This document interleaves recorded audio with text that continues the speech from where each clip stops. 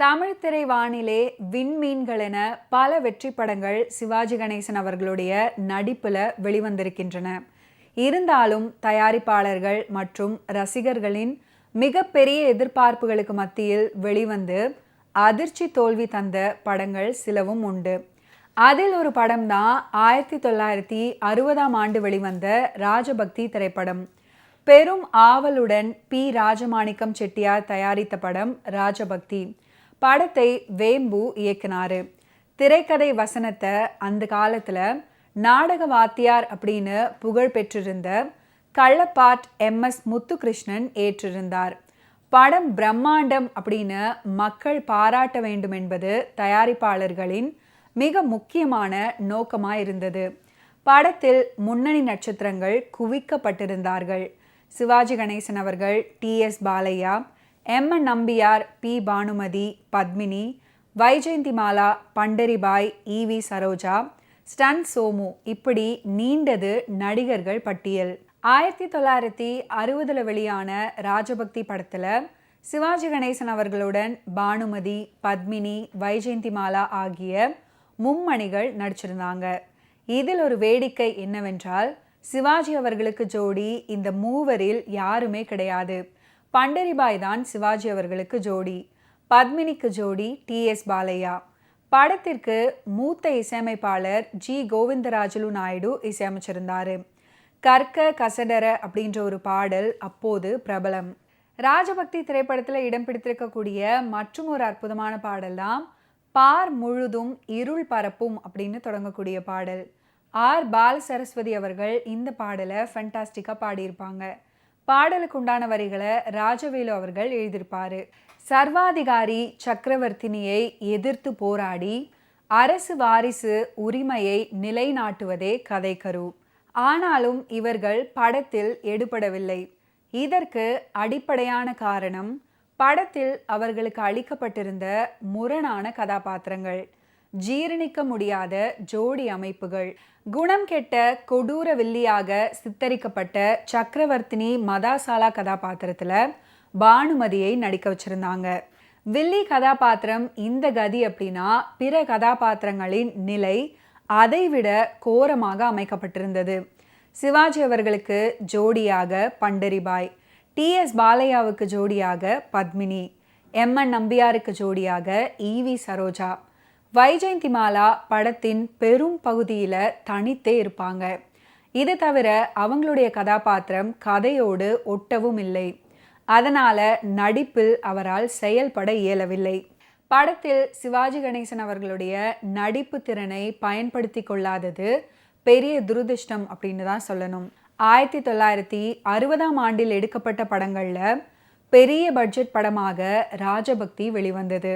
செலவை பற்றி கவலைப்படாமல் அன்றைய முன்னணி நாளிதழ்களில் படத்துக்கு முழு பக்க விளம்பரங்கள் கொடுக்கப்பட்டது. காலி சுவர்கள் எல்லாம் ராஜபக்தி போஸ்டர்கள் ஒட்டப்பட்டன. பார்க்கும் இடமெல்லாம் நீக்கமர ராஜபக்தி பதாகைகள் நிறைந்திருந்தது. இவ்வளவு விளம்பர கவசங்களை தாங்கி வந்தும் படம் ரசிகர்களை கவராமல் மண்ணை கவ்வியது.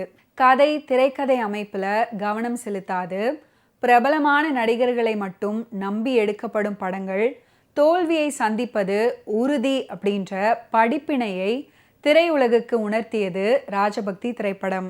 ராஜபக்தி படத்துடைய கதாசிரியரான ஸ்ரீமான் VC கோபாலரத்னம் அவர்களை பற்றி சிவாஜி கணேசன் அவர்கள் குறிப்பிட்டிருக்கிறாரு. இவர் ஹைகோர்ட் வக்கீலாக இருந்தவர். அதற்கு முன்பே 2-3 நாடகங்களில் நடிச்சிருக்காரு. அதுக்கப்புறம் நிறைய தமிழ் நாடகங்களில் நடித்து பெயர் பெற்றார். மனோகரா, லீலாவதி, சுலோச்சனா முதலிய நாடகங்களில் நடிச்சிருக்கிறாரு.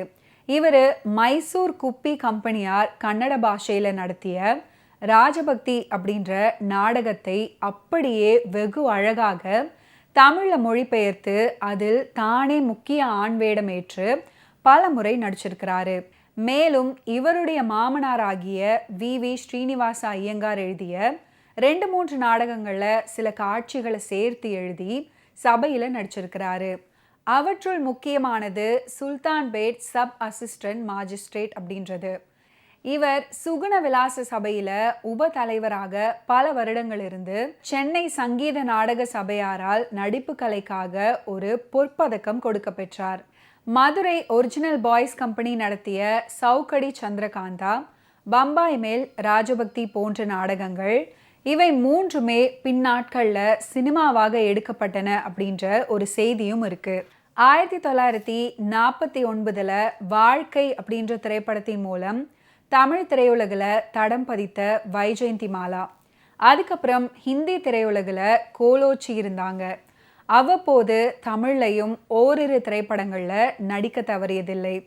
1956 நடிகர் ஸ்ரீராமுடன் இணைந்து மர்ம வீரன், 1959 அக்கினேனி நாகேஸ்வர ராவுடன் அதிசய பெண், 1960 எம்ஜிஆருடன் பாக்தா திருடன், சிவாஜி கணேசன் அவர்களுடன் இரும்பு திரை, ராஜபக்தி மற்றும் சித்தூர் ராணி பத்மினி அப்படின்னு 3 திரைப்படங்கள், பெண், வஞ்சிக்கோட்டை வாலிபன், பார்த்திபன் கனவு மற்றும் தேன் நிலவு அப்படின்னு நடிகர் ஜெமினி கணேசனுடன் இணைந்து 4 திரைப்படங்களில் நடிச்சிருக்கிறாங்க வைஜெயந்தி மாலா.